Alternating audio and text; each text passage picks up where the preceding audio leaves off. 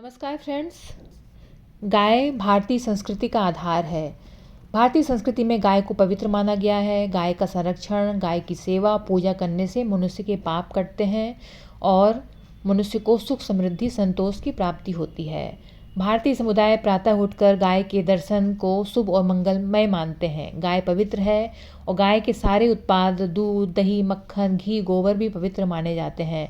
ऋग्वेद ग्रंथ में गाय को पूजनीय माना गया है और अथर्ववेद गाय की महिमा के गीत गाता है। अथर्ववेद तो इतना तक कहते हैं कि गौ के बिना राष्ट्र का तेज शून्य हो जाता है और वहाँ की धरती पर वीर जन्म नहीं लेते।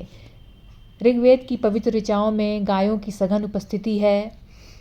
गायत्री मंत्र के दृष्टा रचयिता ऋषि विश्वामित्र भी कहते हैं कि इंद्र ने गायों से मधुर दुग्ध का पान किया।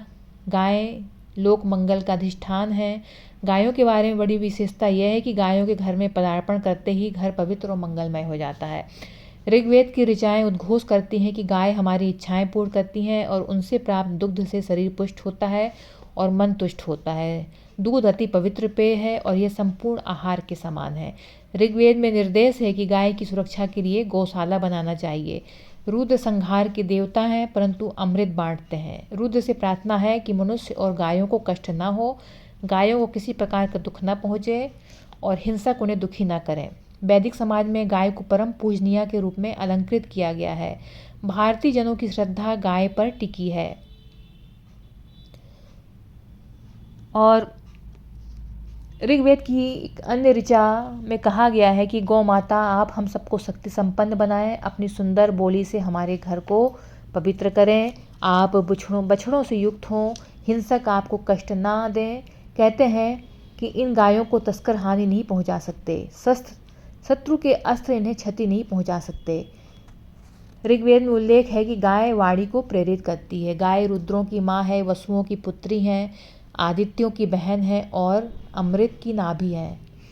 गाय अवध्य है। ऋग्वेद के वैदिक ऋषि कहते हैं कि एक नहीं बल्कि सहस्त्र हाथों से दान करो, मेघ भी सहस्त्र धाराएं उड़ेलते हैं और गाय भी इसी प्रकार सहस्त्र धारा पैसा है। गाय के दूध के गुण को प्रकट करते हुए ऋषि कहते हैं कि गाय का दूध दुर्बुद्धि दूर करता है। गाय परम उपास्य है। स्वयं परमात्मा पवित्रता बनकर गाय के रूप में अवतरित हुए हैं। ऋग्वेद के बाद अथर्ववेदकालीन समाज में भी गाय को उपास्य माना गया। ऋग्वेद की तरह ही अथर्ववेद में गोसूक्त है। यहाँ गाय के अंग प्रत्यंग की महिमा गाई गई है। गाय के प्रत्येक अंग में देवताओं के स्थान माना गया है। गाय के 2 सिंह प्रजापति और परमेष्टि बताए गए हैं। गाय के मस्तिष्क में इंद्र का वास कहा गया है। गाय के ग्रीवा में यम देवता की उपस्थिति मानी गई है। गाय के ऊपर का जबड़ा अंतरिक्ष, नीचे का भूलोक कहा गया है। मरुदगण इसकी दंत पंक्ति में विराजमान कहे गए हैं। गाय के प्राण विश्ववायु, धारक शक्ति सविता और अदिति खुर कहे गए हैं। गाय के हृदय में चेतना रहती है। गाय का बैठना अग्निदेव है।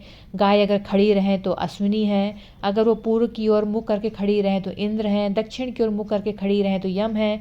पश्चिम की ओर मुख करके खड़ी रहें तो धाता है और उत्तर की ओर मुख करके खड़ी रहें तो सविता है। गाय को हमारी संस्कृति में माता कहकर संबोधित किया गया है और अथर्ववेद ऋग्वेद के सूक्तों में त्वष्टा देव से प्रार्थना है कि गौओं को पुष्ट करें। इंद्र से स्तुति है कि इनसे स्नेहपूर्वक बातें करें। रुद्रदेव इन्हें स्वास्थ्य दें और संवर्धित करें।